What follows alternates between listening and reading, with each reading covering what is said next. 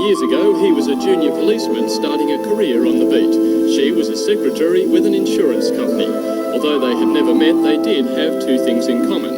Amazingly, both were born and grew up in the English Midlands city of Nottingham, and most importantly, both loved ice skating. They skated before work, after work and weekends.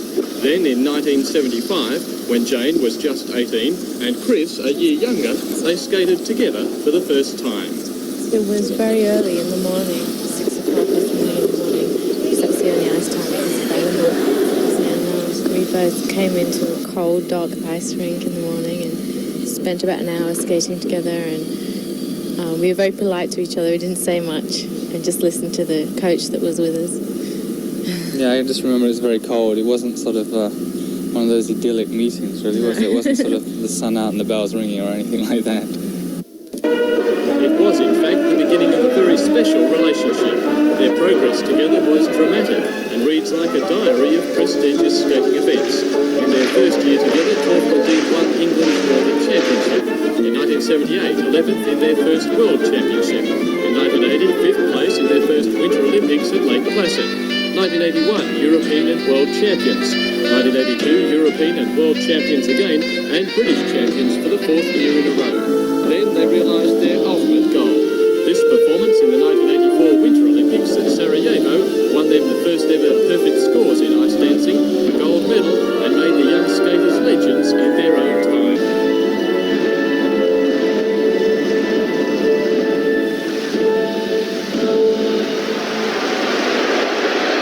The judges, looking first for originality and difficulty, recognised their supremacy by giving them 8 5.9s in this section.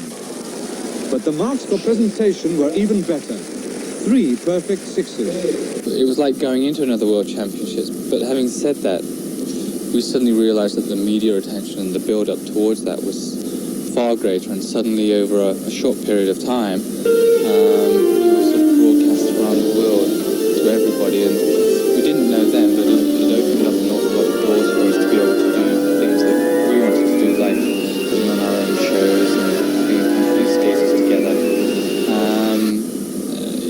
Afterwards we can realise what it really did mean for us.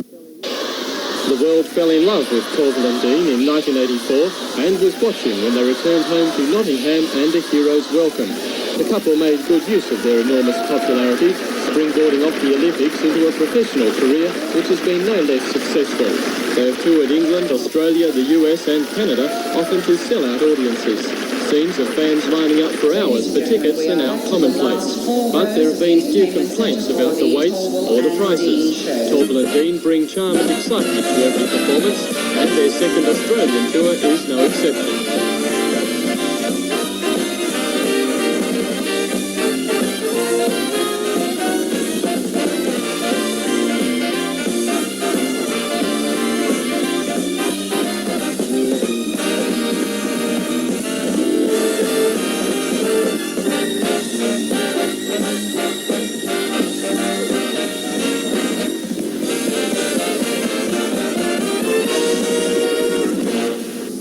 Torvill and Dean have spent so much of their lives on ice that it seems only natural to talk to them out there. So, here goes. Thanks very much. Well, you two really have spent so much of your time on ice. You must feel a bit like ducks out of water when you're not on ice. Yes, we get most of our accidents walking on the street rather than on the ice, actually. So, yes, it's a bit like that, fish out of water. Well, of course, in most people's minds, it's a single name now, Torvill and Dean. How important is it to each of you that you skate with each other? Well, like you say, it's a double act, you might say. We enjoy working, in a comedy situation and doing pieces which involve, of course, our ice skating with other people, but most of our work is together, doing duets. Yeah, we wouldn't change now in this sort of stage of our career. We've worked so hard and so long together that we are the best that we can be together. There's also that tag of superstar skaters and known all over the world. Does it make life hard, Jayne? No, not at all. I mean, on the contrary, people usually welcome us to their town and things like that. Especially here in Newcastle, people have been really friendly. How's it changed your lives, though? Has it meant it's hard to go down the street at home? It means that we live in a suitcase. No, it's not hard to go down the street. People are friendly. They say hello. How are you doing? What are you doing? Friendly, basically. It's not that sort of case of having to hide from the public or anything like that now.